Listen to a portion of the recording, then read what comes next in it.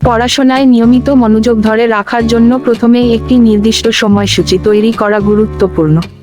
প্রতিদিন একই সময়ে পড়াশোনা শুরু করলে আপনার মন সেটার সাথে অভ্যস্ত হয়ে যাবে।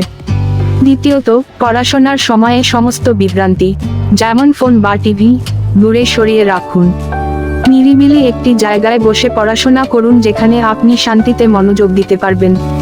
তৃতীয়ত, লক্ষ্য ছোট ছোট করে ঠিক করুন। প্রতিদিন নির্দিষ্ট পরিমাণ পড়াশোনা সম্পন্ন করার লক্ষ্য রাখলে সেটা পূরণ করা সহজ হবে এবং আপনি আগ্রহ ধরে রাখতে পারবেন।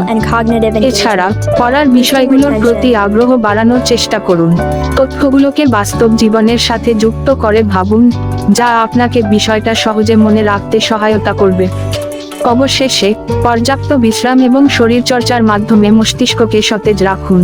এটি আপনার মনোযোগের স্থায়িত্ব বাড়াবে এবং পড়াশোনায় ভালো ফল দিতে সাহায্য করবে। ধন্যবাদ।